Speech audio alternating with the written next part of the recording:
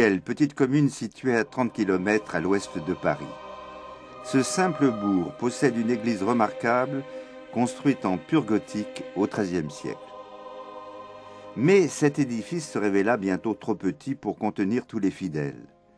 En bordure de l'ancienne église se trouvait un chemin royal très fréquenté. On décida donc de construire en surplomb la nouvelle abside. C'est là un exemple unique sur tout le territoire d'une église-pont.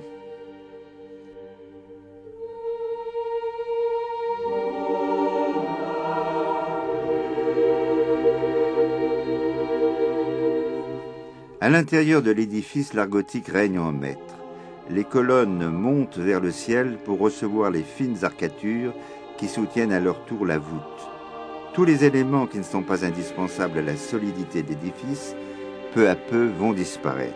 C'est le cas des chapiteaux, mais aussi des tribunes qui sont remplacées par l'élégante barrière de claire-voie qu'on appelle triforium. Dans les mains expertes des ingénieurs, l'église gothique devient un gigantesque mécano où tout est technique et où cependant l'esprit religieux demeure. Mais qu'en pense le père Feuregard, curé du lieu?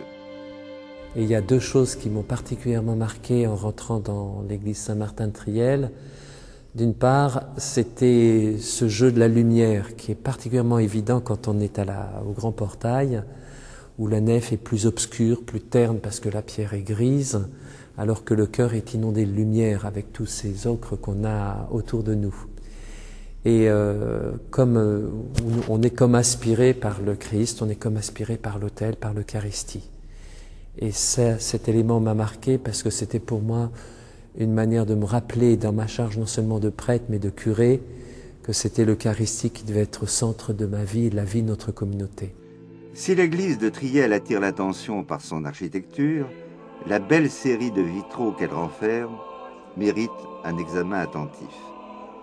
La plupart de ces verrières sont du XVIe siècle, c'est-à-dire la grande époque, dépassant par leur bleu profond et leurs rouges intenses le XIIIe siècle pourtant si merveilleux.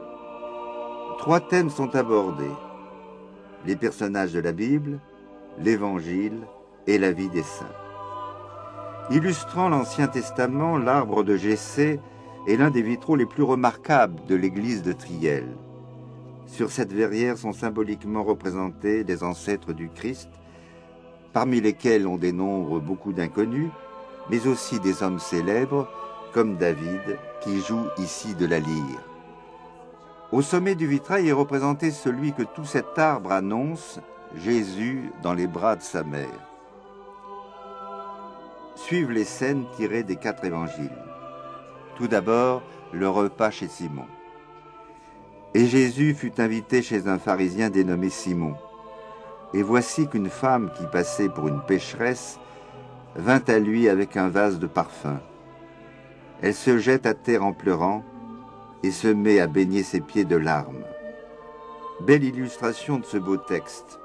Ce tableau tel qu'il est conçu préfigure la scène. Vient ensuite la résurrection de Lazare.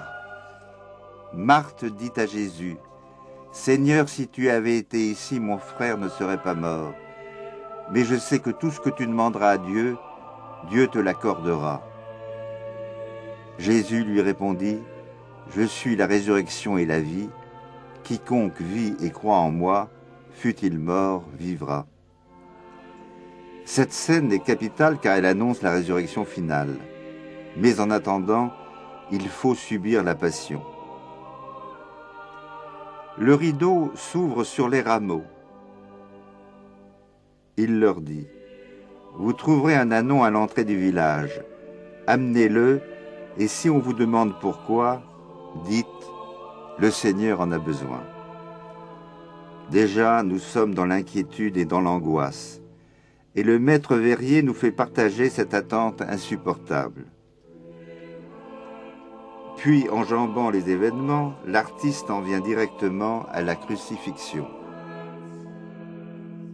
Ils le conduisirent au lieu nommé Golgotha, ce qui signifie lieu du crâne, et ils le crucifièrent et avec lui 2 brigands, afin que s'accomplît l'écriture: il a été compté parmi les voleurs. Enfin, l'artiste nous fait entrevoir le mystère de la résurrection. L'ange s'adressant aux femmes, « Ne craignez pas, Jésus que vous cherchez n'est pas ici, car il est ressuscité. » Ce moment capital est annoncé par cette autre scène qui évoque le maître verrier, qui est la transfiguration. Et une voix vint de la nuée.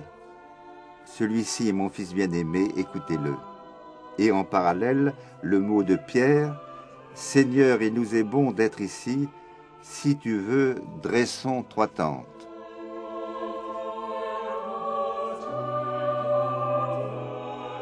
Puis vient la vie des saints traitée comme au Moyen-Âge d'une façon naïve. Le premier vitrail célèbre des saints vénérés entre tous. D'abord Saint Roch, vêtu en pèlerin, son chien lui apporte un pain. Saint Martin, dans un riche costume de l'époque, il offre la moitié de son manteau à un pauvre. Enfin, Saint Nicolas, évêque de Myre, il a à ses pieds les 3 enfants qu'il vient de ressusciter. Le martyre de Saint-Sébastien occupe toute la partie basse du vitrail. Mais comme il est d'usage, les costumes des principaux protagonistes sont tous d'époque. Cela donne une saveur particulière à la scène.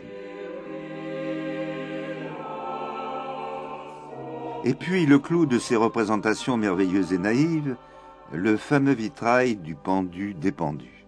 Voici l'histoire telle qu'elle nous est contée. Une femme, dépitée d'avoir été conduite par un pèlerin, cache dans son sac un plat d'or. Le malheureux est confondu par la maréchaussée et pendu séance tenante. Mais Saint Jacques vient le soutenir et le sauve. Telles sont les naïves légendes dont s'enchantaient les hommes du Moyen-Âge et qu'a recueilli pour une bonne part Jacques de Voragine.